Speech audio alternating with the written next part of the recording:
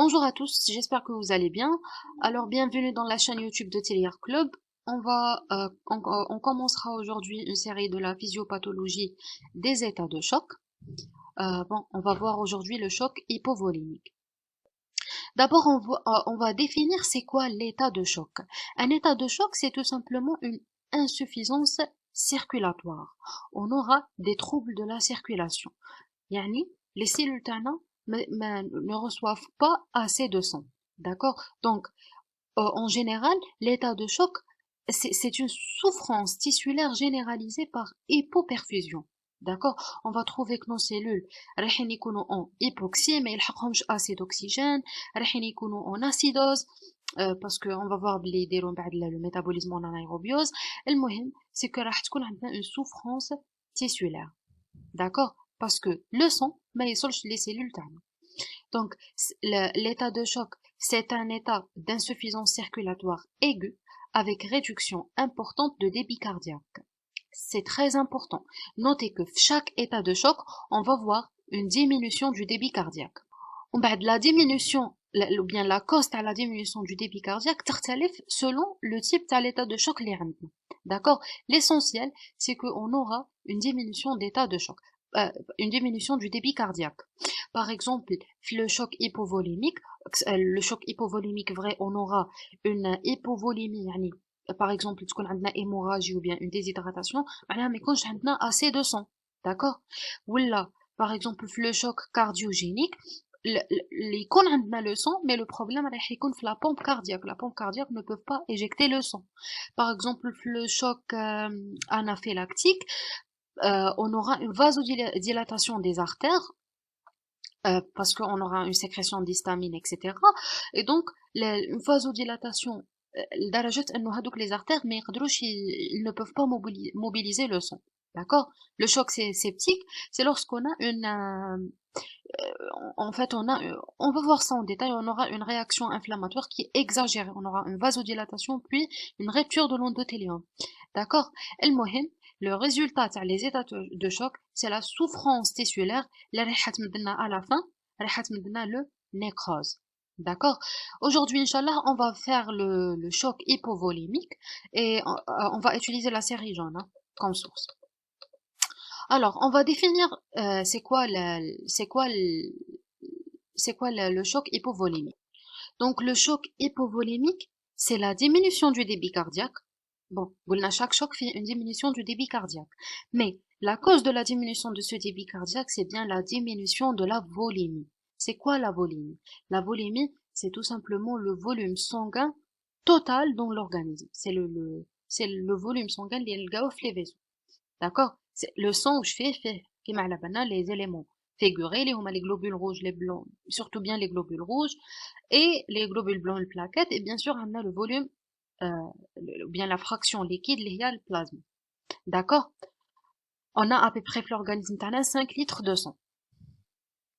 D'accord? Donc, c'est ça le choc hypovolémique. Donc, état de choc hypovolémique, c'est un état de choc en rapport avec une diminution importante et brutale. C'est très important. دايما رانا نقولوا brutal. لازم نعرفوا باللي le caractéristique d'un état de choc, c'est il est aigu, il est brutal. D'accord? De la volémie sanguine. On a deux types d'états de choc hypovolémiques. On a une hypovolémie vraie. Ça veut dire qu'on aura une perte de sang. On a une perte de sang, soit par hémorragie, soit par une déshydratation. Le mohim qu'on a une perte de sang.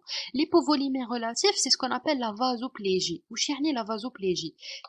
C'est une vasodilatation des artères. C'est-à-dire que le calibre des vaisseaux, le calibre des vaisseaux sera inadéquat avec le volume de sang.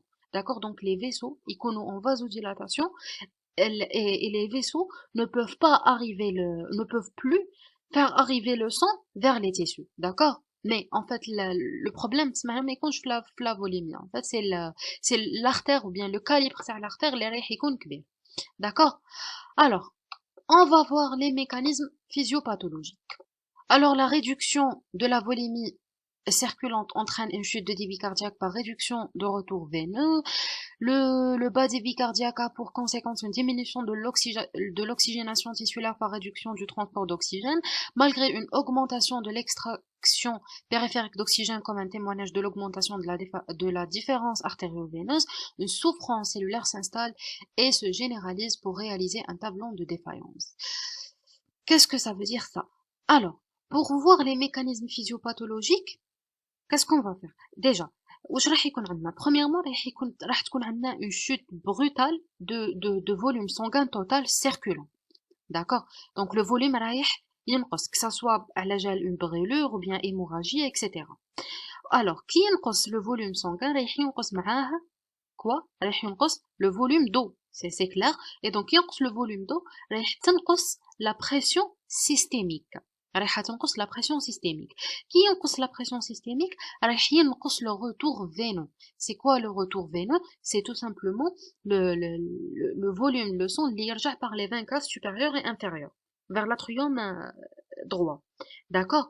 Donc qui ينقص le volume, qui ينقص le retour veineux رايحة تنقص la précharge. C'est quoi la précharge? C'est le volume télédiastolique, et qui تنقص la précharge automatiquement رايح ينقص le volume d'éjection systolique, et qui ينقص le volume d'éjection systolique ينقص le débit cardiaque. Parce que على بالنا le débit cardiaque, déjà c'est quoi le débit cardiaque? Le débit cardiaque هو يساوي le volume d'éjection systolique fois la fréquence cardiaque.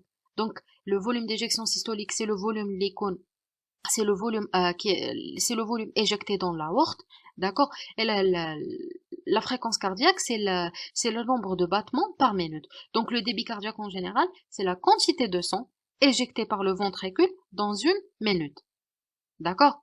Voilà. Donc c'est ça le mécanisme physiopathologique le choc hypovolémique. Alors le choc hypovolémique, il évolue en 3 phases. Alors, on a 3 phases. La première phase, c'est une phase qui est compensée. La deuxième phase, ça sera une phase qui est décompensée. Et la troisième phase, ce sera une phase qui est irréversible. Alors, la première phase, toujours, qui a un problème, que ce soit insuffisance cardiaque ou bien un choc ou là, le corps va essayer de compenser avec la pathologie. D'accord? Donc, on aura la première phase, le corps il va essayer de compenser l'état de choc, il va stimuler le système sympathique, il va il va stimuler la sécrétion de certaines hormones. On va voir ça en détail. La deuxième phase, c'est une phase qui est décompensée. Alors cette fois-ci, on aura un épuisement de les mécanismes de compensation les darhom le corps la première phase. D'accord? La troisième phase, c'est la phase irréversible. Dans ce cas, on aura, c'est bon, تبدا la mort cellulaire, les cellules, خلاص, تبدا la détériorisation de nos viscères. D'accord? Donc, on va voir chaque phase en détail. On va commencer par la phase de choc qui est compensée, la première phase. Donc, le premier mécanisme de compensation, c'est le système nerveux sympathique. Donc, lorsqu'on est dans l'état de choc hypovolémique, on aura, une chute de pression artérielle. Alors, les barorécepteurs, les artères carotidiennes, ils vont être stimulés et ils vont être stimulés et on aura une stimulation du système nerveux sympathique.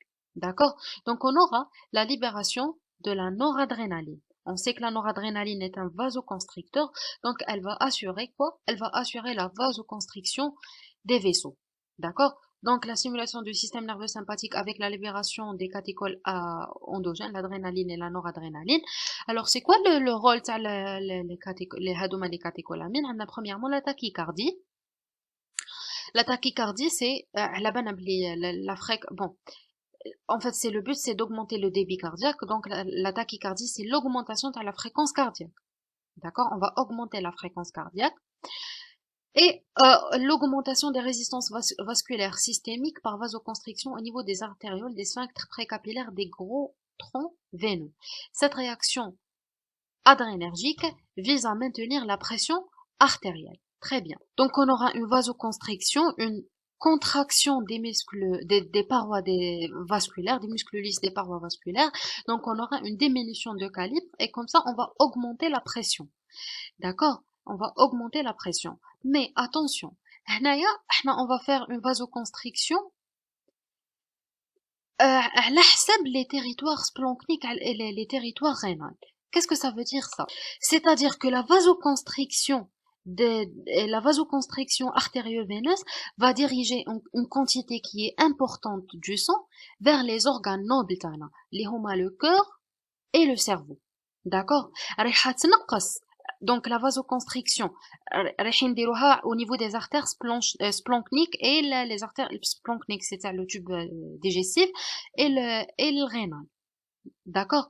Donc on va faire une vasoconstriction mais la vasoconstriction ما رايحاش تكون في les artères تاع le cœur et تاع le cerveau parce que هادوما ce sont des organes nobles donc رايحين لازم نمدولهم لازم يكون عندهم un débit sanguin qui est suffisant. D'accord? Donc, qu'est-ce qu'on va faire? On va faire une vasoconstriction, le territoire splanchnique et rénal, et pour assurer un débit qui est suffisant, le corps et le cerveau. D'accord? Donc, il faut noter que cette vasoconstriction ne concerne que certains territoires, le territoire splanchnique surtout, alors que d'autres, qui ont le cœur et le cerveau, sont épargnés et bénéficient d'un débit sanguin accru. D'accord? C'est ce qu'on appelle la redistribution du débit cardiaque.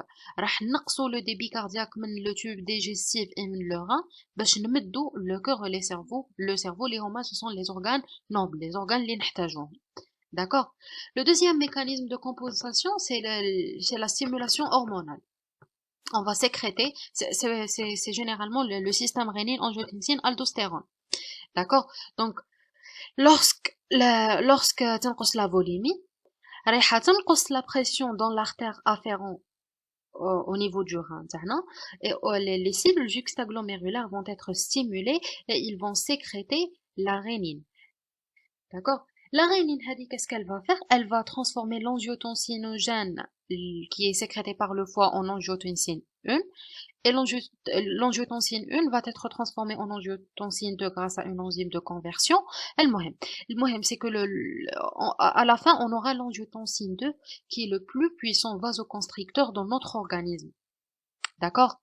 Alors, l'angiotensine 2 il va premièrement stimuler l'aldostérone, la sécrétion de l'aldostérone par la partie glomérulée de notre cortico-surrénal.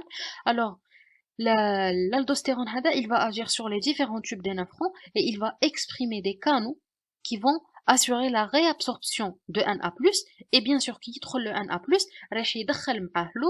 et donc on aura une augmentation de la volémie, puis une augmentation de la pression artérielle. D'accord? Aussi, l'angiotensine 2 va stimuler la sécrétion de l'ADH, l'hormone antidiurétique. Donc, il va stimuler les noyaux supraoptiques de l'hypothalamus et il va sécréter l'ADH. L'ADH, qu'est-ce qu'elle va faire? Elle va exprimer les aquaporines dans le tube normalement distal de rein. D'accord? Et bien sûr, on aura une rétention d'eau, augmentation de la volémie, augmentation de la pression artérielle. D'accord? Aussi, il va stimuler le mécanisme de la soif. D'accord? Donc, l'essentiel, le but de le système rénine-angiotensine, c'est beaucoup plus d'augmenter la volémie. D'accord? En augmentant la volémie, on aura une augmentation de la pression artérielle. Ça, c'était la première phase. La deuxième phase, c'est la phase de choc qui est décompensée. On aura un épuisement des mécanismes compensateurs, le système sympathique et les mécanismes hormonaux. Donc, dans cette phase, il y a un traitement. D'accord? Donc, en l'absence de traitement adapté, les mécanismes de compensation vont être dépassés. Donc, méfiez-vous les mécanismes de compensation. Donc, on aura une inhibition de l'activité sympathique qui va être affectée par l'acidose métabolique. Alors, علاش يولي عندنا acidose métabolique? Parce que, bon, l'oxygène مراهوش يوصل بزاف les cellules. Alors, les cellules, qu'est-ce qu'ils vont faire? Ils vont faire le métabolisme en anaérobiose, d'accord? On aura une production de lactate, d'acide lactique, d'accord? Et donc, bon, si vous vous souvenez, attendez, je vais vous montrer l'équation telle. Voilà, l'acidose, c'est quoi déjà? L'acidose, c'est la diminution du pH. كيفاش هنا رايح ينقص ال pH رايح ينقص ال pH par diminution du bicarbonate. D'accord? Donc كيفاش تنقص البيكربونات تنقص parce qu'elle va tamponner هذاك l'acide lactique اللي جبناه من le métabolisme. D'accord? Bon, هذه ماشي l'équation تاع ال pH. En fait كاين هنايا كتيبة واحدة أخرى. Mais اللي تهمنا من هذيك la formule c'est que le pH يساوي la concentration تاع le bicarbonate على la pression تاع le CO2. D'accord? Donc c'est على هذه نطيحو في l'acidose métabolique. Très bien, résultant du métabolisme en anaérobie, voilà, la production de l'acide lactique. On observe alors une diminution importante des résistances artérielles systémiques parce que ça a la pression artérielle et une bradycardie parce que ça donne une inhibition du système sympathique. À cette phase, le maintien de la stimulation hormonale, voire même son renforcement, reste sans effet sur l'état hémodynamique. Donc, même si les systèmes hormonaux, les rénine, angiotensine ou l'aldostérone ou خدمتهم هادو كامل رايحة تكون inefficace sur l'état hémodynamique. Donc لازمنا un traitement. D'accord? La troisième phase, c'est la phase de choc irréversible. Alors هنايا on aura une détériorisation des cellules. D'accord? On aura des conséquences cellulaires. خلاص les cellules ما ولاش يكفيهم لو سون ما ولاش يكفيهم les nutriments ما ولاش يكفيهم l'oxygène. On aura une souffrance cellulaire qui va aboutir vers le nécrose. D'accord? Au stade ultime, on observe les conséquences cellulaires de l'état de choc résultant de la réduction du débit sanguin capillaire et de son corollaire, c'est l'hypoxie cellulaire. D'accord? Voilà. On va voir l'étiologie maintenant. Bon, on va commencer par le choc hypovolémique vrai. D'accord? Par perte liquidienne. L'étiologie معناها c'est وشي هما les causes اللي خلاونا نطيحو في le choc hypovolémique. D'accord? Premièrement, la première cause c'est bien la perte de sang, c'est ce qu'on appelle le choc hémorragique. C'est le cas تاع l'hémorragie. On aura راح يكون عندنا خلاص راح نفقدو الدم في حد ذاته. Tout ce qui est plasma مع les éléments figurés تاعو. Donc voici un tableau. En fait la gravité du choc hémorragique passe par 4 étapes. هنا c'est le pourcentage وهنايا c'est le volume. D'accord? نخدمو باللو فوليوم خير. دونك كي تكون عندنا اون بيرت دو 500 مليلتر هنا ما نقولوش بلي عندنا شوك مي كي تبدا ديباسي لو 500 مليلتر هنا نبداو في ليتا دو شوك هيموراجيك تاعنا.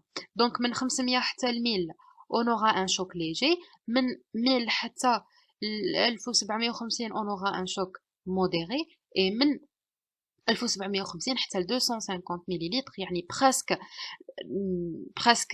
la moitié تاع le volume sanguin تاعنا هنا c'est le choc sévère. D'accord? On a deux types d'hémorragie. On a l'hémorragie extériorisée et l'hémorragie non extériorisée. L'hémorragie extériorisée, c'est que le sang رايح يخرج من l'organisme par des orifices naturels. Par exemple, رايح نشوفوه رايح يخرج par l'oreille ou le nez ou bien les voies urinaires, etc. Donc, on a quelques exemples. Les saignements digestifs qui m'a l'hématémèse, ça veut dire le vomissement du sang, d'accord. La rectorragie c'est lorsqu'on a une lésion rectale, donc l'émission du sang راح تكون par l'anus, d'accord.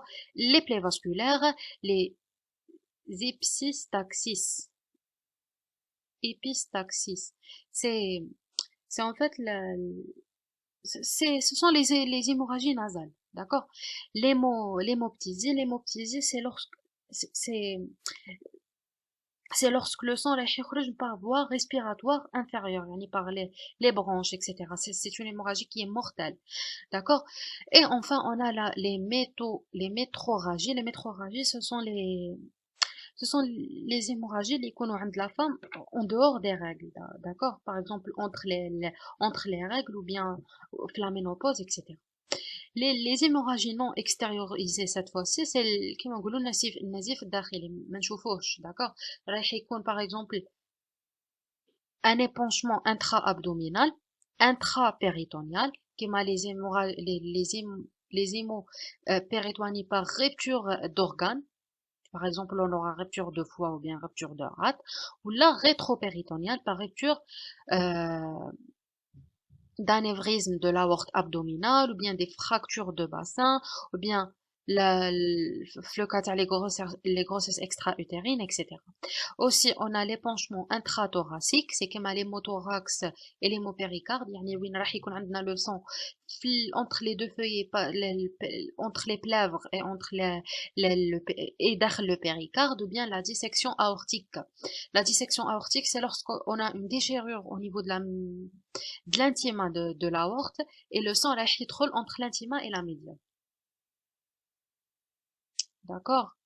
Et bien sûr, on a en dernier lieu l'hématome, donc où on a une accumulation du sang grâce à cause d'un polytraumatisme ou bien les fractures de fémur. D'accord? La deuxième étiologie, c'est bien la perte du plasma. C'est le cas de la brûlure. La brûlure, on a une perte excessive des protéines. Alors, qui sont les protéines, on aura une diminution de la pression oncotique et donc on aura une perte de plasma. D'accord? Et le syndrome de Lyell, où on aura une nécrolyse qui est épidermique, ça veut dire on aura une atteinte de la peau, d'accord, toxidermie généralisée. Aussi la perte hydroélectrique, c'est la déshydratation. On aura tout un cours, bon, flash d'accord. T'as la déshydratation par les pertes digestives, les diarrhées aiguës, les sténoses digestives, une perte rénale par le levée d'obstacles, les diuréses osmotiques, une sécrétion de liquidienne. C'est ce qu'on appelle le troisième secteur, ça veut dire que l'eau va vers le péritoine, etc. D'accord? Ou bien les coups de chaleur. Ça, c'est pour le choc qui est vrai. Maintenant, pour le choc hypovolémique qui est relatif par vasodilatation, qui m'a comme lorsque le volume de sang il est inadéquat avec le calibre de le vaisseau. D'accord? En fait, c'est presque le mécanisme de le choc anaphylactique. Le choc anaphylactique, on va le voir, c'est lorsqu'on a une sécrétion d'histamine, on aura une grande vasodilatation des vaisseaux. Et donc, les vaisseaux, parce que le calibre des vaisseaux sera inadéquat à le volume de sang, donc les vaisseaux ne peuvent pas mobiliser avec le sang. D'accord? Ne peuvent pas mobiliser le sang, ou bien ne peuvent pas faire arriver le sang vers les tissus. Ou bien d'origine toxique, qui m'a les barbituriques et les carbamates. On va voir maintenant les conséquences hémodynamiques. Alors, en général, on a deux phases.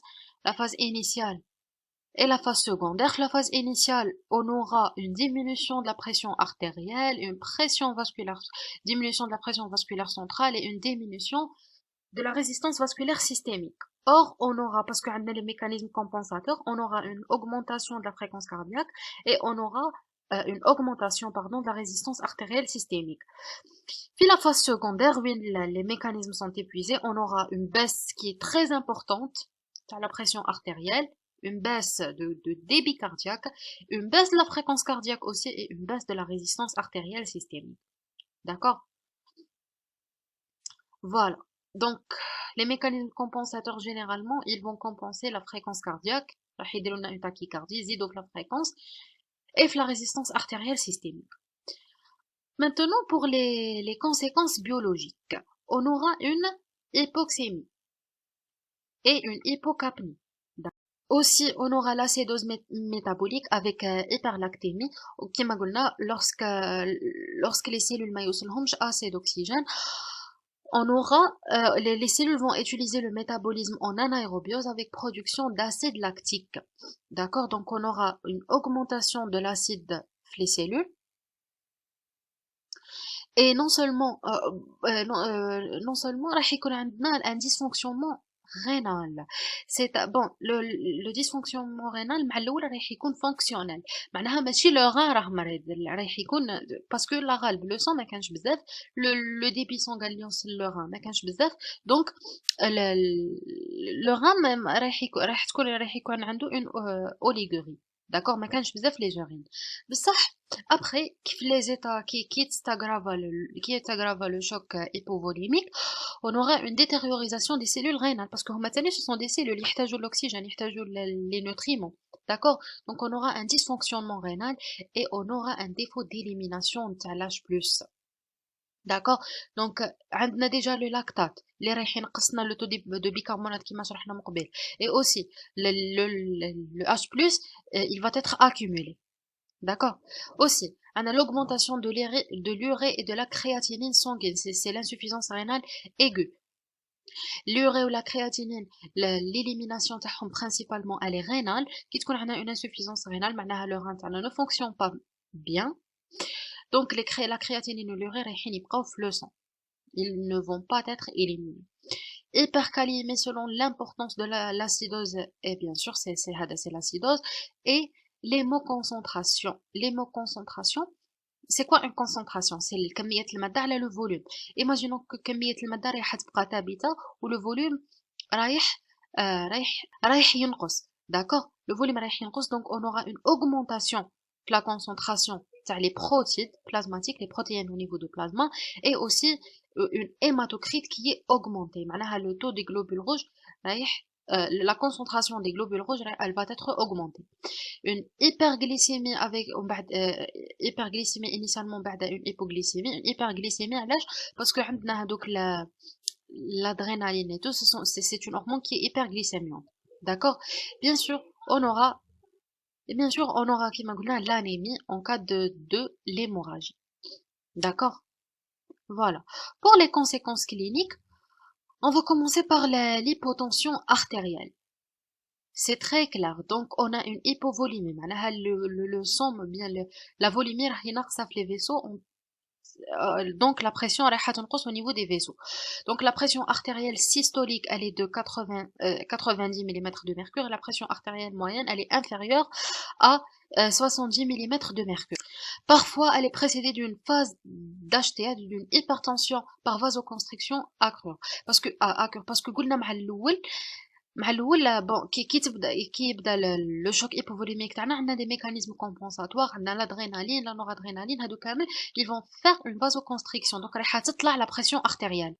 Donc généralement l'hypotension artérielle تاع l'état de choc est définie aussi que la tension تهبط de 30 mm de mercure fait une demi-heure, d'accord. Voilà. Pincement de la différentielle. La différentielle, c'est la pression artérielle. C'est la différence entre la maximum et la minimum. D'accord?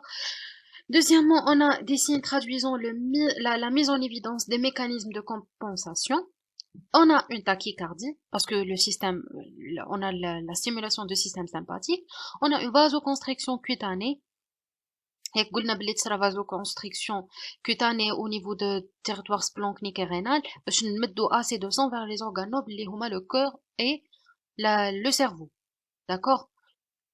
Voilà, on aura aussi une sueur froide par sécrétion accrue des catécholamines, l'adrénaline et la noradrénaline, et une tachypnée, d'accord. La tachypnée, la cause تاعها c'est bien l'acidose métabolique, parce que si vous vous souvenez de la relation, la tachypnée, bon, c'est la polypnée, une augmentation de la fréquence respiratoire. باش نقصوا la pression تاع le CO2, d'accord. Voilà, aussi on a, voilà, ça c'est pour les signes traduisant la mise en jeu des mécanismes compensatoires. Les signes d'hypoperfusion viscérale. D'hypoperfusion viscérale, le sang ou bien voilà, le sang, les nutriments, l'oxygène et tout le bien vers les cellules. Maintenant, premièrement le rein, une oligurie. تنقص la diurèse parce qu'on n'a pas assez de sang, on n'a pas assez de sang, le rein, ما راناش نديرو la filtration glomérulaire bien comme il faut. Aussi les troubles neuropsychiques رايحين يكونوا un peu tardifs, d'accord, les agitations, les confusions, etc. Alors parce que تنقص la perfusion cérébrale, d'accord, ça en a une hypoperfusion cérébrale.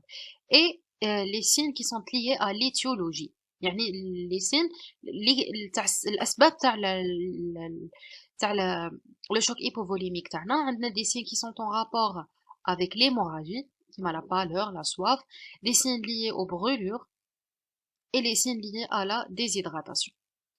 D'accord? Maintenant, on va voir la complication de l'état de choc, les complications de l'état de choc. Donc, on aura une insuffisance rénale aiguë par la vasoconstriction, la chute de la perfusion. On aura une hypoperfusion rénale. Les cellules rénales, mais aussi assez de sang, assez d'oxygène, assez de nutriments. On tombe on aura une souffrance tissulaire et une nécrose. L'OAP lésionnelle, ou bien ce qu'on appelle le syndrome de détresse respiratoire aiguë. En fait, on aura une accumulation de liquide dans les poumons et une réduction de l'oxygène dans le sang. D'accord? Et le syndrome, les troubles de coagulation, le CIVD, c'est la coagulation intravasculaire disséminée. On aura une formation des caillots de sang. D'accord? Parce qu'en fait, la concentration, la concentration les éléments figurés du sang راح تزيد. D'accord? Des troubles hépatiques كيما le rein راح تصرى une cétolyse يعني le rein va détruire les cellules تاعو une hyperbilirubinémie. On sait que la bilirubine va être éliminée essentiellement par le foie. En fait, c'est quoi la bilirubine? La bilirubine, c'est un pigment de destruction des hémoglobines dans la rate. D'accord? Alors, la bilirubine, il va être captée par l'albumine. L'albumine, il déhale le foie. D'accord? Elle va être excrétée dans la bile. Elle est responsable de la couleur jaune, que ce soit la bile ou les urines. D'accord? Donc, كي نلقاو بلي le taux تاعها راه élevé في le sang معناها le foie ne fonctionne pas bien. D'accord? Voire une insuffisance hépatocellulaire. Trouble de la conscience, confusion à coma, bien sûr, parce qu'on aura une hypoperfusion cérébrale et un dysfonctionnement myocardique en cas de cardiopathie préexistant ou d'évolution vers une défaillance multiviscérale. Une défaillance multiviscérale. هنايا bien sûr, par exemple, c'est le cas de l'insuffisance coronaire qui est fonctionnelle. معناها ماشي les artères coronaires راهم مرض ولا ils sont obstrués par des caillots de sang ou là non, c'est parce que رانا في l'hypovolémie, il n'y a pas assez de sang. D'accord? Donc, imaginez que lorsqu'on a un dysfonctionnement du myocarde, là, les cellules, ou bien, parce que le sang, c'est la pompe, qui met le sang vers les autres vaisseaux, vers les autres viscères, pardon. Et donc, il sera un dysfonctionnement, tous les viscères, tous les cellules, tous les tissus vont souffrir. D'accord? Donc, on aura une perte du tonus vasoconstricteur, sphincter précapillaire, parce qu'on a une hypovolémie. Là, نقص le volume dans les vaisseaux. Pas de vasoconstriction, réduction du flux sanguin dans la microcirculation, ما كانش assez de sang اللي رايح يوصل les cellules, une hypoxie cellulaire. ينقص l'oxygène اللي رايحين ينقص l'oxygène اللي لازم نمدوه la cellule. La cellule, qu'est-ce qu'elle va faire? Elle va faire le métabolisme en anaérobiose, donc elle tombe dans l'acidose, des odèmes, des lésions cellulaires, et elle va libérer des médiateurs de l'inflammation, et on aura un syndrome de défaillance multiviscérale. Donc une ischémie digestive, cytolyse hépatique, insuffisance rénale, OAP, etc.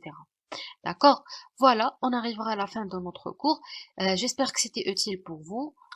Excellent courage et وفقنا الله لما يحبه ويرضاه.